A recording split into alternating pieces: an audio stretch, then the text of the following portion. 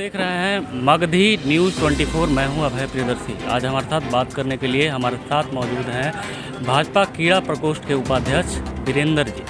आइए उनसे बात करेंगे क्योंकि चुनावी माहौल है। फेज़ 1 का चुनाव जो है, पहले चरण का मतदान हो चुका है और दूसरा चरण बेहद नज़दीक है। सबसे पहले बताइए क्या लग रहा है इस बार?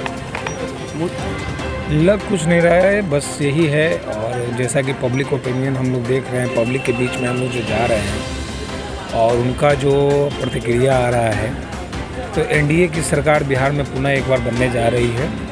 इसमें से कहीं से किसी प्रकार की कोई शक शंका नहीं है, क्योंकि बिहार की जनता नीतीश जी के और सुशील मोदी जी के विकास को देखी है, विकास को पसंद कर रही है और विकास के मुद्दे पर ही बिहार की जनता इस बार भी वोट करेगी। इस बार रोजगार का, बेरोजगारी का मुद्दा सबसे अहम है। पिछले बार तेजस्वी यादव 10 लाख रोजगार की बात की है, अब भाजपा ने भी 19 लाख रोजगार देने का वादा किया है।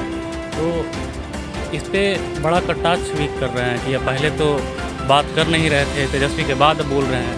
इस पर क्या कहिएगा? देखिए, रोजगार का जो मुद्दा है उसे सही मायने में समझने की आवश्यकता है। रोजगार इन द सेंस, हम सिर्फ सरकारी नौकरी को ही अगर रोजगार समझ के चलते हैं तो ये कहीं ना कहीं हमारी व्यवस्था की कमी हो जाती है।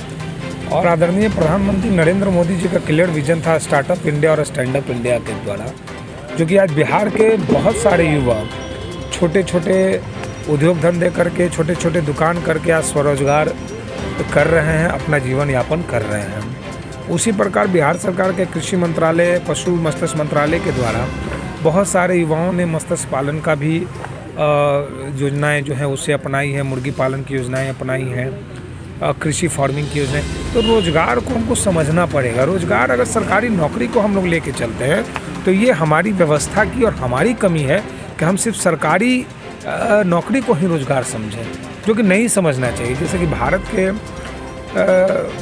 बाहर अगर हम जाते हैं, किसी भी आप जो देश डेवलप है, जो जिसकी व्यवस्था मजबूत है, वहाँ आप देखेंगे कि सरकारी नौकरी के पीछे लोग नहीं भागते हैं। वहाँ भागते हैं अपने खुद के उत्पादन पे, अपने खुद के हम क्या कर सकते हैं, खुद का कितना रोजगार सृजन कर सकते हैं उस पे। जैसे अब अमेरिका को देख लीजिए, चाइना को देख लीजिए, जापान को देख लीजिए, जहाँ की सरकारी जो रोजगार है वो भारत की अपेक्षा कम है प्रतिशत में, लेकिन वो देश ज़्यादा डेवलप है क्योंकि वो सरकारी रोजगार के पीछे नहीं भागते हैं, एक नई रास्ते को चुनते हैं, व्यवसाय करते हैं, व्यापार करते हैं और अपना एक जो उनका एक स्टैंडर्ड है, एक अपना जो सेटअप है उसे लागू करके आगे बढ़ते हैं। आपने सही बात कही, लेकिन क्या होता है कि जो योजनाएं बहुत सारे हैं, लेकिन जो लोग हैं, लोगों के पास योजनाएं पहुंच नहीं पाती है। बीच में यहाँ पेपर वर्क, वहाँ पेपर, इससे लोग परेशान होते हैं। तो इसको किस तरीके से आड़े हाथों लेगी बीजेपी, क्योंकि अब सत्ता में है फिलहाल, और उम्मीद आपके हिसाब से दोबारा बीजेपी की इस बार बिहार में सरकार बनेगी? देखिए, योजनाएं जनता तक पहुंच रही है। ये अभी जो है नीतीश जी की जो सरकार है वो योजनाओं को क्रियान्वित भी अच्छे तरीके से करवा रही है। आप विश्वास नहीं करेंगे, आप अभी ग्रामीण एरिया में चले जाएंगे, आपको तालाब, आपको बकरी पालन, आपको गौ पालन, आपको मछली पालन बड़े पैमाने पर आपको देखने को मिलेंगे। ये कहने वाली बात नहीं, खुद से जाके देखने वाली बात है।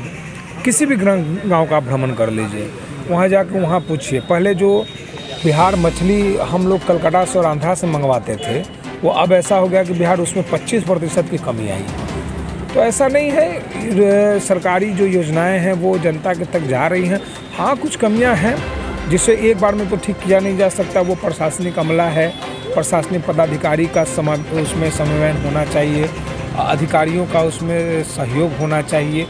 तो है, थोड़ी बहुत कमियां रहती हैं हर जगह, जो कि उससे पूरा कर लिया जाएगा। आने वाली जो सरकार है हमारी नीतीश जी की, जो एनडीए की सरकार है, उसमें ये ज़रूर पूरा कर लिया जाएगा। मुंगेर वाला कांड सबके अभी निगाहों पे है। बहुत बीजेपी सुशील कुमार मोदी पे बयान भी जारी किया कि उस पर कार्रवाई की मांग कर रहे हैं। उसके बाद कल का नज़ारा आपने देखा होगा, तस्वीरें जो आई, किस तरीके से थाने को जलाया गया। इस पर आप क्या कहेंगे? देखिए, ये बहुत ही संवेदनशील मुद्दा है ये, और मेरा ये व्यक्तिगत अपना राय है, ये पार्टी लेवल पर मैं नहीं बोल रहा हूँ। इस तरह की घटनाएं जो हैं वो प्रशासनिक व्यवस्था को, सरकार को शर्मसार करती है। नहीं होना चाहिए था, लेकिन इसके पीछे का कारण क्या था वो जांच में पता चलेगा। वहाँ के जो अधीक्षक थे उनको किन कारणों से उन्होंने ऐसा आदेश दिया, क्या कारणें थी, वो तो वो वहाँ के जो लोकल हैं वो इस बिंदु को ज़्यादा अच्छे से बता सकते हैं। लेकिन पूरा तरीके से यही व्यक्तिगत रूप से कहूँगा कि इस तरह की घटनाएं नहीं होनी चाहिए। आस्था पे किसी प्रकार का चोट नहीं होना चाहिए, चाहे वो कोई भी हो, हिंदू हो, मुस्लिम हो, सिख हो, ईसाई हो, किसी के भी आस्था पे चोट करना भारतीय संविधान के खिलाफ माना ही जाएगा। तो मुंगेर की घटना बहुत ही दयनीय है और इस घटना की जितनी निंदा की जाए उतना ही कम है। अच्छा, कुछ दिन पहले मुख्यमंत्री का एक जनसभा में एक बात उन्होंने कही थी कि जो लोग 7-8 बच्चे जिनके हैं वो क्या विकास करेंगे, और बाद में तेजस्वी यादव का बयान आया, चिराग जी का बयान आया। उन्होंने सीधे कह दिया कि नरेंद्र मोदी जो हैं प्रधानमंत्री हैं उनके बारे में बोल रहे हैं, नीतीश कुमार, क्योंकि वो भी 7 भाई, करीब 7 भाई हैं।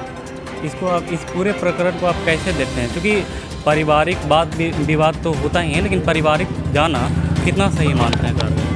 नीतीश जी ने जो बातें कही वो बिल्कुल सत्य हैं, और जहाँ तक नरेंद्र मोदी जी पर जिन्होंने आक्षेप लगाया है तो उनकी अज्ञानता यहाँ दर्शाती है, क्योंकि नरेंद्र मोदी के परिवार से उनके ना तो पिताजी मंत्री थे, ना माताजी मंत्री थी, मुख्यमंत्री थी, ना ही उनके कोई बड़े भाई मुख्यमंत्री मंत्री थे।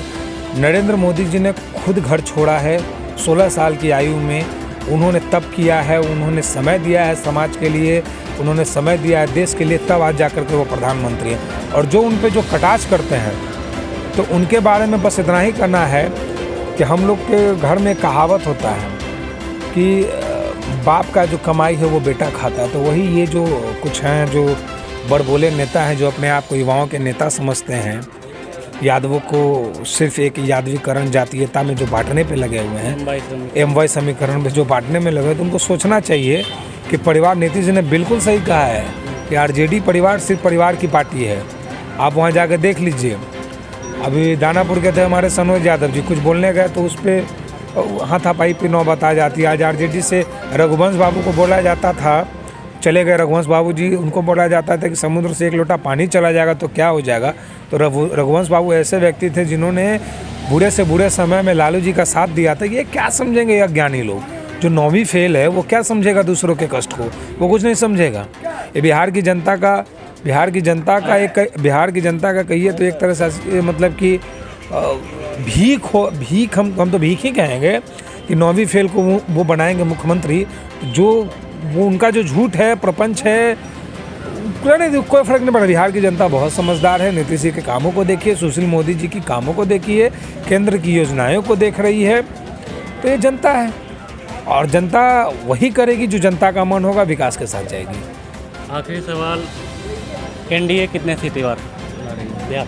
अब की बार बिहार में एनडीए 180 सीट से ऊपर आएगी, ये मैं पूर्ण विश्वास के साथ कह रहा हूँ। ये था हमारे साथ वीरेंद्र जी, जिन्होंने बेबाकी से सभी सवालों का जवाब दिया, और इनका दावा है कि 180 सीटों पर एनडीए इस बार जीत दर्ज करवाएगी। फिलहाल इतना ही। खबरों के लिए बने रहें और देखते रहें मगधी न्यूज़ 24। नमस्कार।